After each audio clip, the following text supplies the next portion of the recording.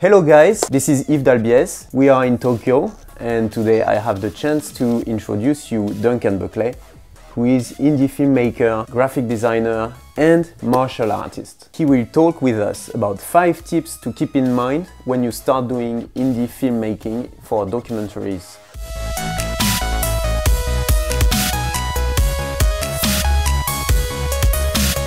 Duncan, have you been doing always filmmaking?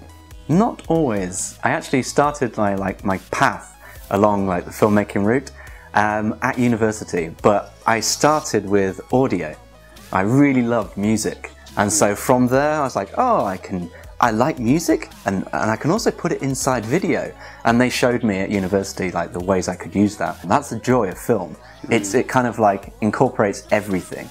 You have music, you have all these little sound effects for Foley, then you have your actual video. That's why it's so special, I think. How did you start a documentary film? I think I slowly moved into documentary film, mainly from different jobs. I was working as a motion graphic designer, and in my free time, because I do a lot of action, things like parkour, I was filming parkour videos. And I moved to Japan and I got a great opportunity to do a project called Runaway, and this was 50 days travel around Japan. So that documentary style it kind of really evolved from that. Yeah, we will give you the link to this project at the end of this interview, so make sure to stay with us. Can you tell us now what are the 5 tips from your point of view that could help the beginners in filmmaking to keep in mind? Yeah, I think first and foremost, the first #1 tip is always be prepared. At a documentary shoot, you really have to, it's kind of run and gun. You don't have a lot of time, so make sure all your batteries are charged and you have backups. All your SD cards are ready and you have plenty of them. Even simple things like tape, gaffer tape, have some at hand, because the worst thing is if you're on the shoot and I have no cards left, or if only I had that bit of tape, you ruin the flow, and sometimes you just don't have time. So #1 point is be prepared. Okay, what's the next tip? It's as an indie documentary filmmaker, you don't have a lot of money, so really the best thing to do is use your location. What can you use? What's the available light? Maybe you don't have a reflection board, so you're trying to use what nature has provided. So yeah, I'd say take your time to look around, assess your situation, assess the location. Because if you just jump in there and go, this is a good shot, bam, and don't think about everything else, you're going to miss maybe some really beautiful framing. So first tip is be prepared. Be prepared. Second is assess your surroundings. What's next? #3, well, we have to get technical now. For me, if I see something that's overexposed, it's a killer, It has to be exposure. #3 tip, check that exposure. If you have a burnt out image, if it's pure white, in the color grading process, you can't pull data back from that. Right. It's basically burnt pixels. Right. There's no chance. If you underexpose just a little bit, in the color grading, you can boost the levels, you can boost the gain. So you'll be able to bring back some data. But yeah, I say don't overexpose. What is the next tip for us? 4th tip is focus. Very important. If I see a shot that is out of focus, again, it screams unprofessional. So just take your time to zoom in and focus on the image. If you're doing, for instance, a situation where it's an interview, just ask the talent to okay, can I have 1 minute for a focus check? It's so simple, just ask for a focus check.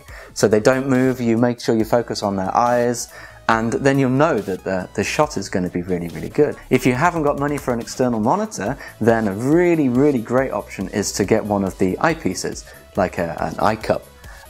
This means, the viewfinder. So the viewfinder, it will increase your LCD screen, which is really small anyway. It'll increase it up by maybe 2 times magnification. And with that, you will be able to see what's in focus. And that also makes your life much easier when you are shooting outside. When it's a too sunny day and you can't see anything on your screen, you are very happy to have a viewfinder. What's the final tip? Final tip, point *5, and this is very important. The 5th tip is make sure that you have your audio sorted. Audio is important. It is 50% of your film.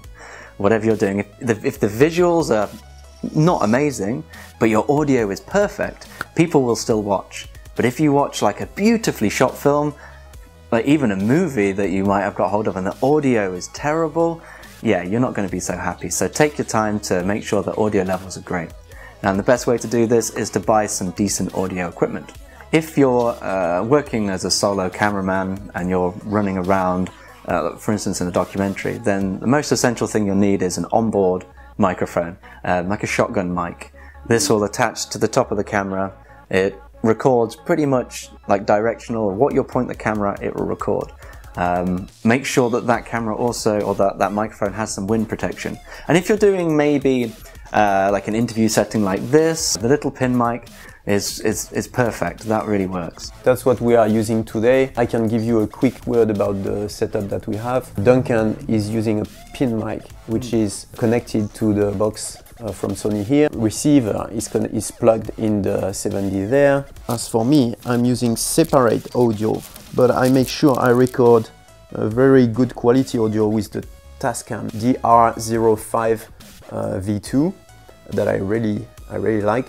I'm sure that subconsciously the audio is playing at least 50% of the quality of your visual to the viewers. If you have a good audio, the visual quality of your video will also increase in the eye of your viewer. That's one of my points in the PDF guide that I give on the homepage. Duncan, can you give us a quick summary of these 5 tips? A quick summary. Number 1, be prepared. Make sure you have all your equipment sorted and make sure you have the idea in your head. Number 2, take some time to use your surroundings. Look around at what nature's given you and see if you can utilize it. It's free, so you might as well check that light. Number 3, very important, exposure. Make sure that you don't overexpose shots. 4, take time to get critical focus. Make sure you have your focus. And number 5, audio. Make sure that you have beautiful audio.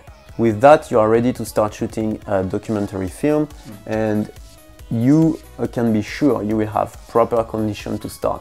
Duncan, tell us, how can we find you on the web? My recent work you'll be able to find at runawayjapan.com.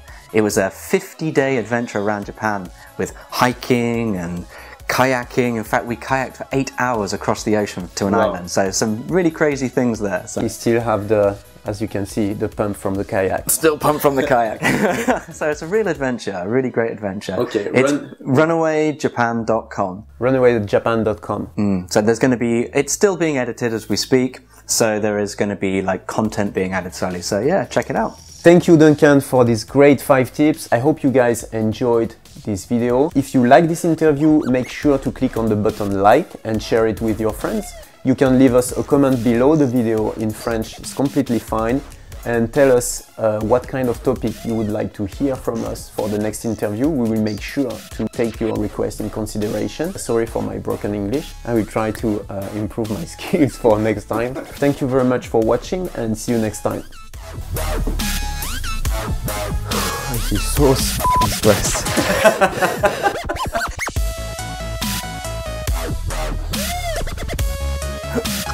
Oh, wait a minute.